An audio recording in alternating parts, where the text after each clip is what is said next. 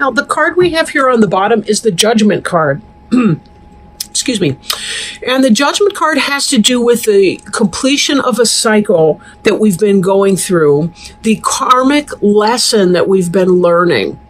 Just like I said, there's no scary cards in the deck. They're all designed to help us break karmic cycles and patterns, to learn the lessons from any karmic experiences we've been going through so that we can rise above and beyond. I don't know if you can see it, but there's somebody on a horse, or excuse me, it's worse, it's a reindeer flying over a rainbow.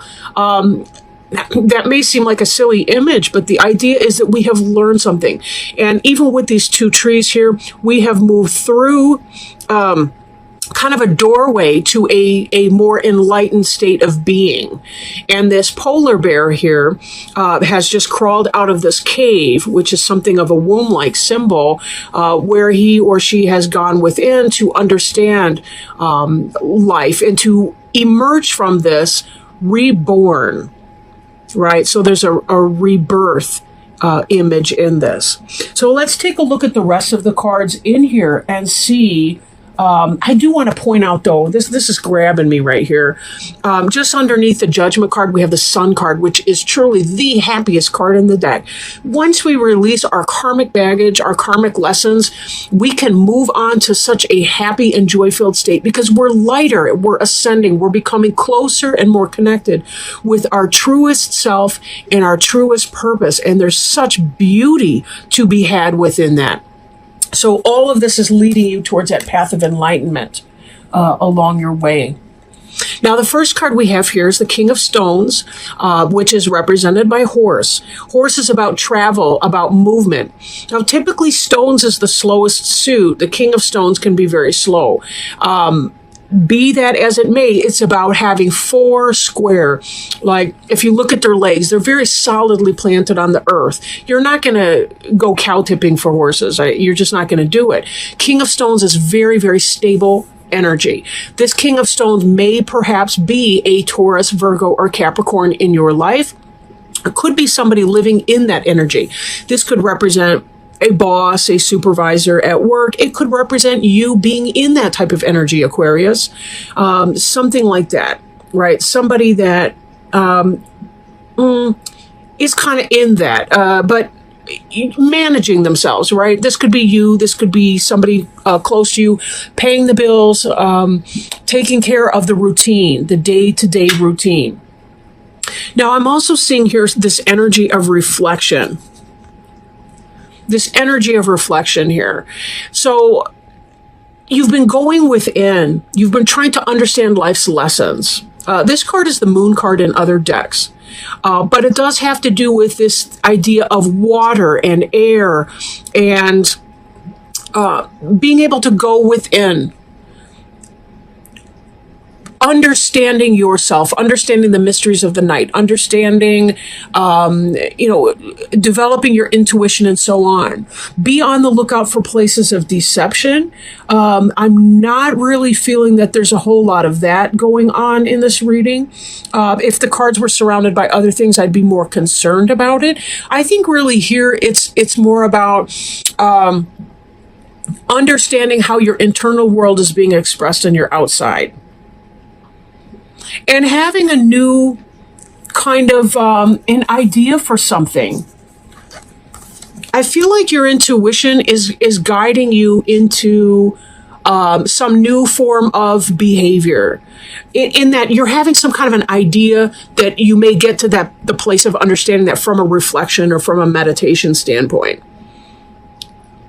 Like taking time to go within, you may have that wisdom or that insight of what you need to do to solve some kind of a problem, or to be able to, maybe not even a problem, but to move to the next level in your life.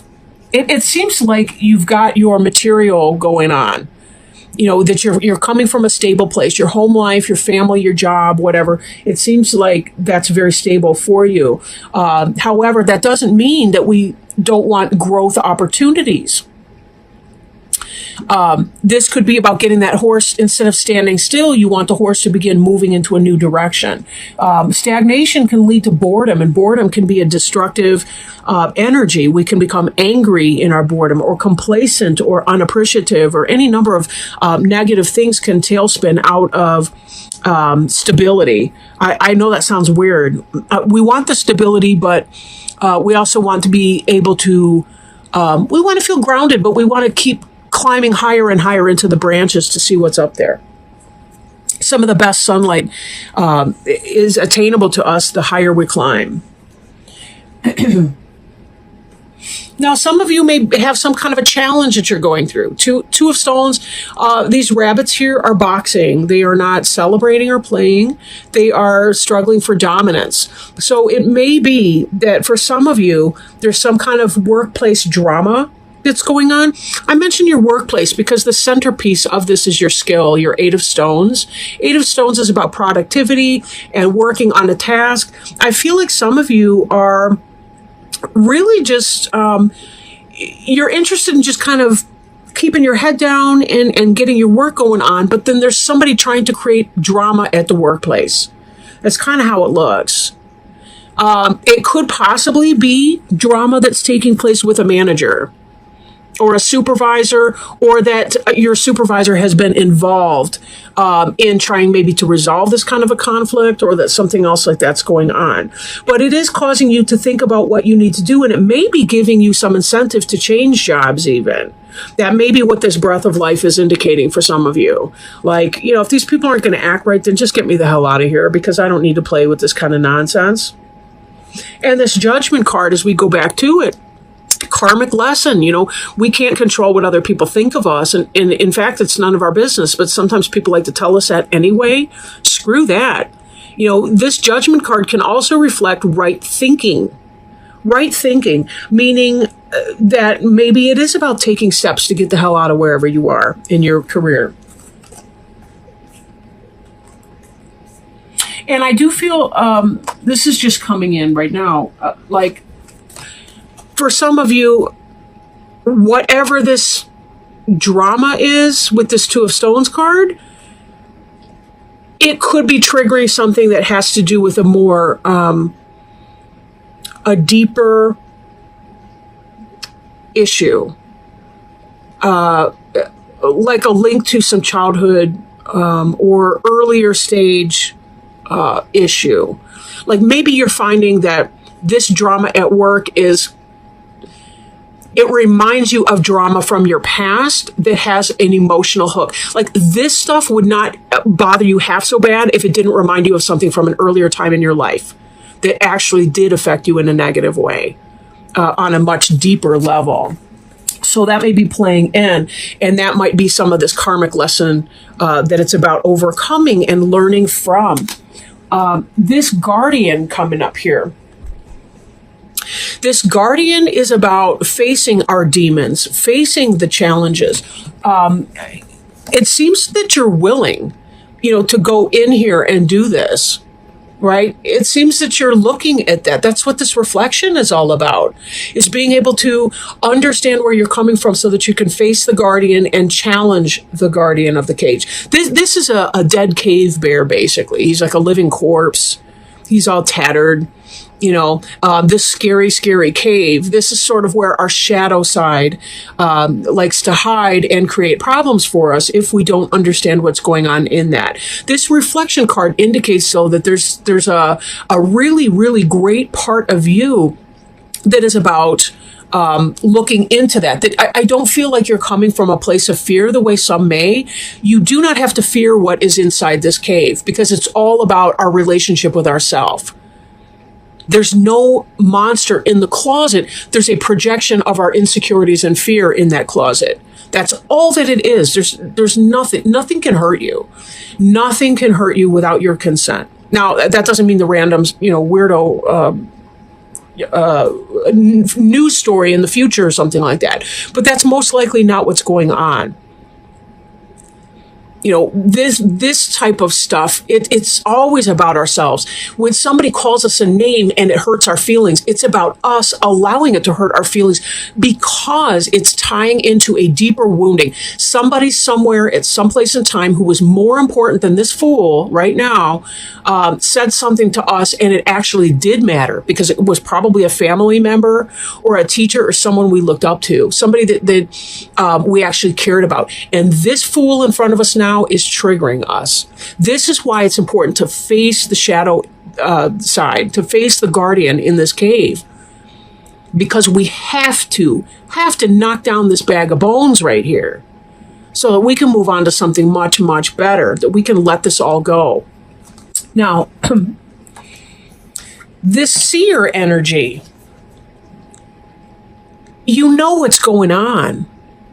This is not taking you unawares, this drama. This is a petty drama on the superficial, but it's actually the key to opening a much deeper avenue into understanding and learning the art of self-love, self-care, self-acceptance, teaching yourself, I am good enough. This is why you're going through all of this right now. This is all of it right now. This guardian is only as scary as you make him out to be. Because that workplace tiny little drama, or it could be, drama with your teenager or whoever's, giving you pause at home or whatever. I do think that for a lot of you, it's the workplace, but it doesn't necessarily have to be. That King of Stones could be your husband. It could be, a daughter that's got a ramrod personality. It could be anybody, really. Take it as it resonates because it's your unique experience. This is a general reading here, but I don't feel like this is somebody that's really, really destructive or going to destroy you or anything like that. I think this is about, they are giving you, in a weird ass way, they are giving you a very deep ability to overcome this for once and for all. That you don't have to go through this type of experience again. You can totally disempower this person by claiming your own personal power. And this is where it's going. We've got this Page of Wands here. Page of Wands is about new beginnings of things that we're passionate about. It's about a start. But you'll notice too, look at the bottom here. We've got a stoat that's holding, I don't know if that's a baby stoat or like food, but you see these other two, they're curious, they're getting along. This is about a happy family, and this is about the beginning of new passion, right? This branch here is growing greenery on it. It's new life is coming in, and your outcome from all of this is respect. Guarding yourself, protecting yourself, you better believe it. You better be sure, yes. But it's about new start in your home, new found respect for yourself and from others to you. Sometimes when we say, no, that's not okay, that's when we do hear respect from other people, even if they don't like us and even if they don't want to hear that big fat no. Sometimes that's exactly what they need to hear before they will back off. And then they're learning too, hey, she seemed so quiet. She seemed like an easy target because I'm a bully. But you know what? She said no, and sometimes big surprises come in little packages. So, self-care, ladies and gentlemen, self-care. Choose your battles, but when you do, stick up for yourself. And understand that every person in our life is, in a sense, kind of like an extra in the movie of our life. Or they're something about them is a part of us too. Like, how do I want to explain that? If someone outside of us, someone at our workplace is picking on us or being, mean or bitchy or whatever it is that they're doing to us, they're teaching us about something important. Every person's our teacher. And usually if we dig deep enough, there's something we can relate to in someone. They're either pissing us off because we do value ourselves and therefore we need to put down the no on that, or they're teaching us about letting go of valuing people's opinions who are ultimately not important. Like, they're very tiny extras in the movie of our life, and they don't play any kind of a key role. And as such, we don't need to give them the kind of power that enables their lousy comments or whatever to hurt us deeply. Now, I am shuffling these cards to have one other piece of wisdom that we can take with us today. It is the Animal Wise Tarot by Ted Andrews. And it seems that this is just based on the previous parts of the reading, this just seems like it's spot on. Reclaiming power and fruits of labor. The jaguar is also known as a panther. Related to the leopard family of large cats, it is even more powerful. An animal of great mysticism and significance, jaguar's appearance reflects a time of reclaiming our own power. Whether it was lost, stolen, or broken, there is arising a time to claim our power and express it again, even more strongly and solidly than if we had not lost it in the first place. We will now be able to enjoy the fruits of our labors. The jaguar, like most large cats, is a stalker who will patiently wait until its prey is close enough to strike strong and hard. When jaguar appears, our patience is about to be rewarded, but we must strike when the opportunity presents itself. The jaguar's strike has great power, and it will often bite through the temporal lobe of its prey. They have even been known to shear off the heads of other animals with a single swipe of their claws. Because of this, when jaguar appears, we should trust in our own instincts and not those of others to know how best to attack. Because jaguars stalk, it is important when this animal appears not to let others know of our plans. Otherwise, the opportunity to reclaim what is rightfully ours might be missed. The jaguar is endowed with great magic and ability. This cat can climb, run, and even swim better than the tiger. Because it functions so well in so many environments, the jaguar is a symbol of mastery over dimensions in which others cannot survive. Its appearance heralds good opportunities from various directions. Our efforts and patience are about to be rewarded in far greater ways than we had anticipated. This is a time of reclaiming our power, of reclaiming what was lost, giving us the ability to go beyond what has been imagined. If we pursue the opportunities with discipline and control, we are bestowed with the blessings of the hero's quest, and the promise of the return to the hero's path will manifest within our life. I will read the reverse here. The Arawak people say that everything has jaguar, that nothing can exist without it. Stories abound of revenge, abductions, and even great cures through the use of jaguar power. If jaguar is in reverse, we may need to be cautious about others stealing our power or our opportunities. We may be letting others know of our plans and intentions and thus giving away our strengths and possibilities before we get a chance to act upon them. Remember that jaguar stalks silently. The time to discuss plans or possibilities with others is after we have captured the prize. Jaguar in reverse can imply situations around us are not what they appear to be, or we may be disappointed with the results of our efforts at this time. The jealousy of others or ourselves may be undermining our efforts. Our own insecurities and timidness about acting when the opportunity presents itself may be hindering us. Some questions to ask. Are we acting too aggressively in our undertakings? Are we responding too intensely? Do we need to temper responses so as not to unintentionally wound others? Are we giving our power and thus our rewards to someone else? Are we letting the past stop us from accomplishments in the present? Are we being too impatient in achieving our goals?